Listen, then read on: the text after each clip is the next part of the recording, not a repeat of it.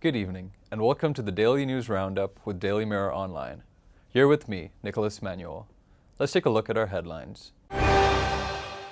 Wildlife officials treat yet another injured elephant at Kalawewa. The National Building Research Organization issues landslide warnings due to the prevailing rainy weather conditions. The police department gives a month's period for the countrywide station OICs to process details of the 13 most wanted underworld activists. A fatal accident at the Nugegora flyover kills an army soldier and critically injures 2 others. The Talangama police arrest former parliamentarian and provincial councillor Nimal R. Pires over misappropriation of postal charges. Naveen Dissanayake announces that a change is required for the party leadership.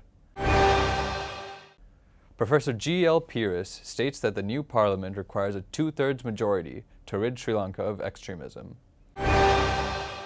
The hippie market was held over the weekend in Aragambe.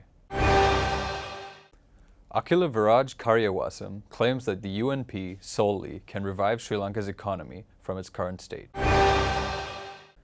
Gyamunu Wijeratne announces that private bus transportation will be halved in the following week. Now, diving into these stories in detail. Wildlife officials have treated yet another injured elephant that was found resting at Kalawewa.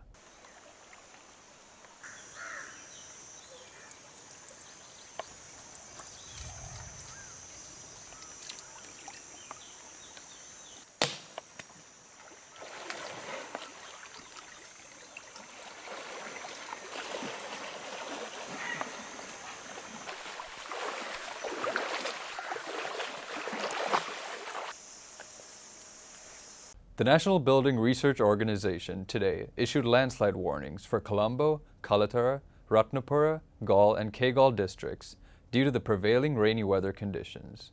Residents were asked to be watchful on sudden appearances of water sprouts, cracks on walls, and on the soil, as these may be signs of impending landslides. අද දිනේ දිවයිනේ නිර්දය ප්‍රදේශයට millimetre 100 ඉක්ම වූ වර්ෂාපතන තත්ත්වයන් ඇති වෙන බවට අපි ඊයේ දිනේ අනාවැකිකරණය කළා තිබුණා.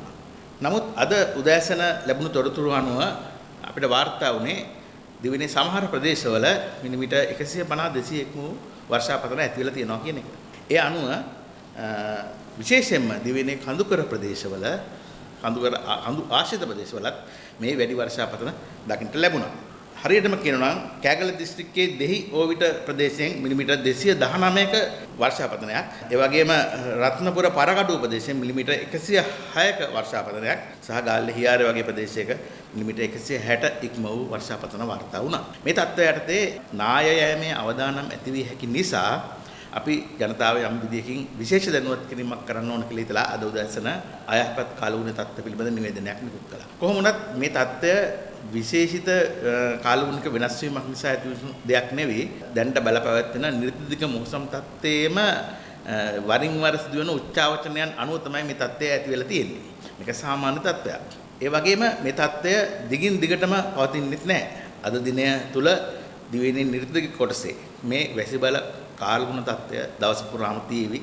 නමුත් අද හවස වෙන විට ක්‍රමයෙන් අඩු වෙලා හෙට දිනේ නැවතත් පහුගිය දිනවල පැවති සාමාන්‍ය තත්ත්වයටම කාලගුණයපත් වෙනවා. ඊට අමතරව විශේෂයෙන් සඳහන් කරන්න ඕන වෙන්නේ දිවයිනේ නැගෙනහිර කොටසේ විශේෂයෙන්ම හවස් කාලයේදී වර්ෂාපතනය ඇතිවීමේ හැකියාව ගිගුරුම් සහිතව වහින්න තියෙන හැකියාව පෙන්눔 කරා. ඒක දිගින් දිගට තිබුණා.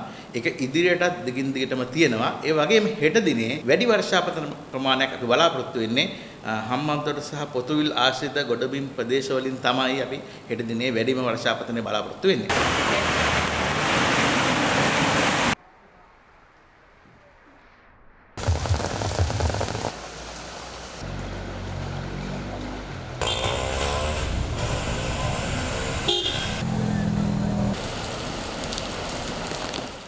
The police department has given a month's period for all the countrywide station OICs to process details of the 13 most wanted underworld activists who are presently finding refuge in foreign countries and to bring them down in due course by issuing red notices through Interpol.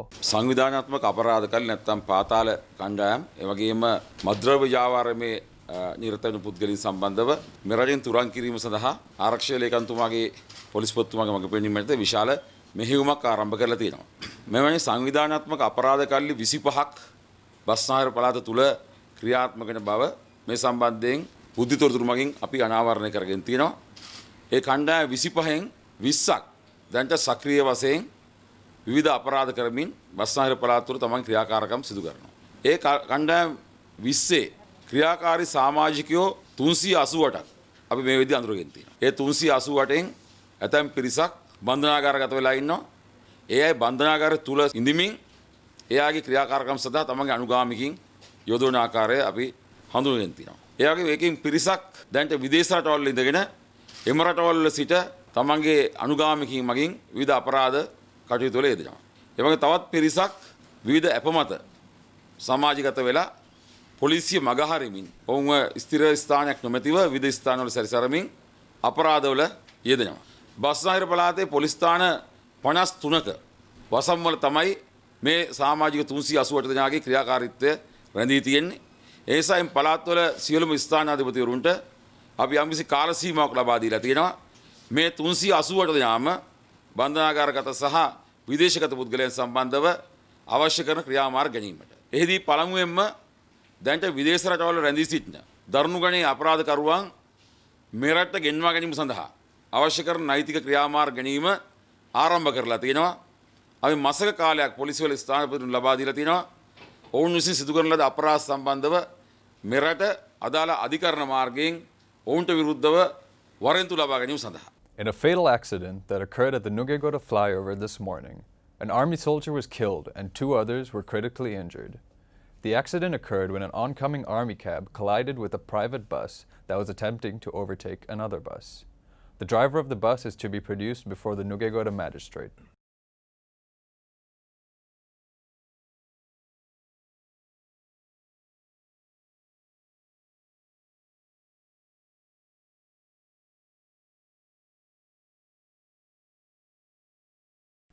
Former parliamentarian and provincial councillor Nimal R. Pires has been arrested by the Talangama police over misappropriation of postal charges, valued at Rs 113,460.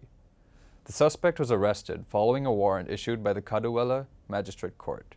සාධාරණය වෙයි යුක්තියට වෙයි යුක්තියට වෙයි අධිකරණයට ස්තුතියි ස්වාධීන අධිකරණයකට අපි ස්තුතිවන්ත වෙනවා තවමත් අපේ රටේ කවදාකවත් වරද කරන්න මිනිහ නෙමෙයි නිමල් ආර් පීරිස් කියන්නේ. UNP national organizer Naveen Disanayake yesterday announced that a change in the party leadership is required. He then claimed that he is suitable to lead the United National Party and thereafter can later become the president or prime minister of Sri Lanka.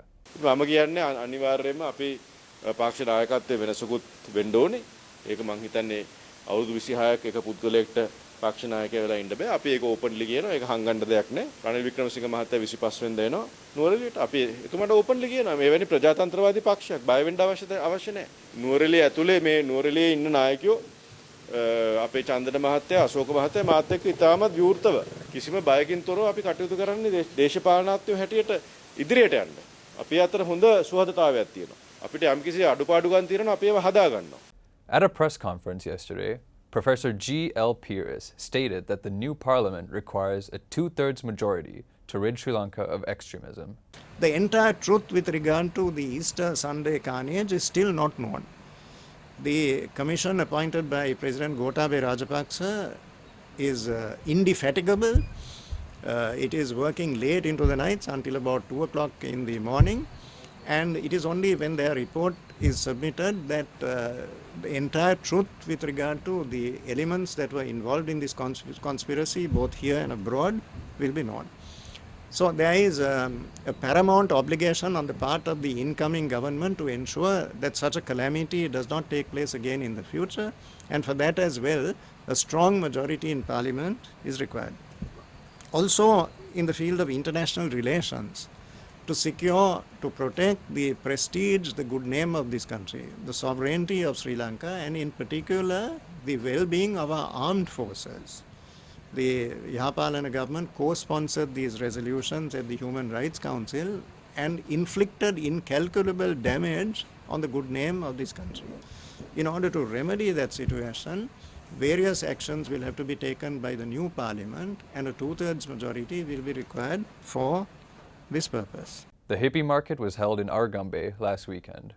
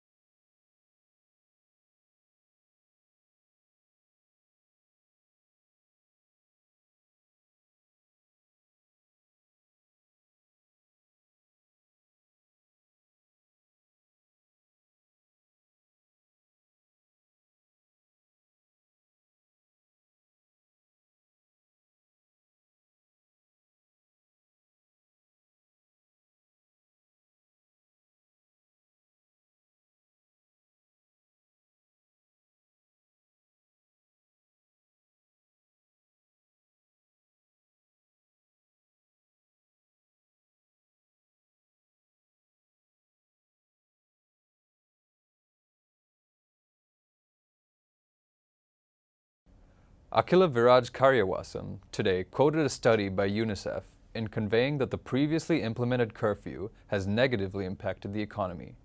He claimed that the UNP solely can revive Sri Lanka's economy from its current state. ආර්ථිකය ඉතාම නරක මට්ටමකට එනවා. UNICEF එකෙන් කරපු research එකකිනුත් පැහැදිලිව ඒකේ පෙන්ලා දීලා තියෙනවා.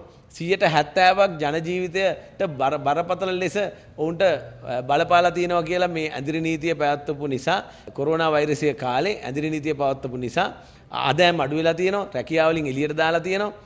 ඒ නිසා මේ தත්ත්වය දිගටම නරක අතට පත් වෙන බව තමයි අපිට දැනගන්න ලැබිලා තියෙන්නේ. ඒ නිසා මේ தත්ත්වෙන් ගොඩ ගන්න පුළුවන් එක්සත් ජාතික පක්ෂයට විතරයි. Chairman of Lanka Private Bus Owners Association, Gamanu Wijayaratne, has announced that the number of private buses available for transport will be halved in the following week.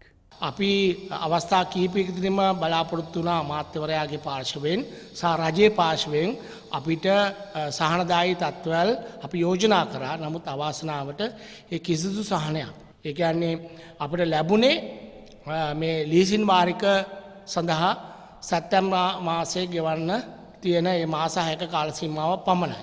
නැවත වරක් අපි මේ ලීසින් වාරිකය දෙසැම්බර් දක්වා දීර්ඝ කරන්න කියලා ලිඛිත දැනුම් දීමක් ජනාධිපති ලේකම්තුමාට යොමු කරා. ඒ වගේ මේ මහ බැංකුවටත් යොමු කරායි පිටපත්. ඉතින් අපි බලාපොරොත්තු වෙනවා මේ තියෙන තත්ත්වය මත අපිට සැප්තැම්බර් වෙන විට මේ ලීසින් වාරික ගෙවා ගන්න හැකියාවක් නැහැ. 140ක වගේ ප්‍රමාණයක් තමයි බස් අත තියෙන්නේ. ඒ නිසා අපි බලාපොරොත්තු වෙනවා මේ අවුරුද්දේ අග වෙනකන් මේ සහනය අපිට ලබා ගන්න, විශේෂයෙන්ම දෙසැම්බර් අග වෙනකන්. අපි පටන් ගන්න වෙන්නේ 2021 ජනවාරි සිට තමයි මේ ලීසින් වාරික ගෙවන්න.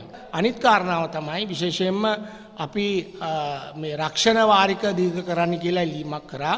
නමුත් ඒ අපිට මේ වෙනකන් ලැබුණේ නැහැ. ඒ වගේම අපිට බරපතල අර්බුදයක් තියෙනවා ප්‍රවාහන අධිකාරී වලින් අය කරගන්න මුදල් සම්බන්ධයෙන්.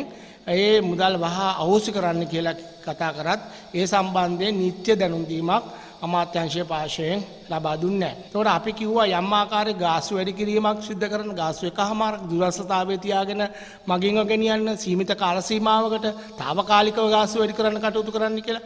ඒක ලැබුණෙත් නැහැ. ඒතකොට අපි ඉන්ධන සහන ආධාරයක් කිල්ලුවා. ඒක ලැබුණෙත් නැහැ. අපි ඊට පස්සේ කිව්වා කිලෝමීටර් ගානට අඩුම වශයෙන් කිලෝමීටර රුපියල් 10ක් ලබා දෙන්න කියලා. ඒක ලැබුණෙත් නැහැ. කර්මාන්තයේ බරපතල අර්බුදයක තියෙන නිසා අපේ සංගමයේ තීරණය කරා ලබන සතියේ සිට බස් රථ සංඛ්‍යාත්මක ආකාරයෙන් තෝරාගත් මාර්ගවල 50%ක ප්‍රමාණයක් අඩු කරන්නත්, ඒ වගේම ලංකාව පුරා මේක සිද්ධ වෙනවා. අනිත් තෝරාගත් මාර්ගවල ගමන් වාර සංඛ්‍යාව 50%ක ප්‍රමාණයක් අඩු කරන්නත්. විශේෂයෙන්ම අපි උදාහරණයක් ගත්තොත් කෙටි ගමන් සේවාවල ගමන් වාර 4ක් තියෙනවා නම් එය අපි ගමන් වාර සංඛ්‍යාව 2කට අඩු කරනවා. ඒ වගේම බස් රථ 100ක් අපි උදාහරණයක් ගත්තොත් මොරටුව කොළඹ බස් රථ 100ක් ධාවනය වෙනවා නම් අද දිනේ බස් රථ 50යි ධාවනය කරන්නේ, හෙට දිනේ බස් රථ 50යි ධාවනය කරන දවසක් කර දවසක් බස් රථ 50 ධාවනය කරන්න තියෙන කර. මොකද ප්‍රධානම හේතුව තමයි පාරේ තලලා, විශේෂයෙන්ම පාරේ තාර තලලා අපිට අපේ ටයර් ගෙවනවා පමණයි මේ වෙලාවේ. For further details on these stories, visit our website at www.Dailymirror.lk. Thank you for tuning in. I'm Nicholas Manuel, and this was the Daily News Roundup.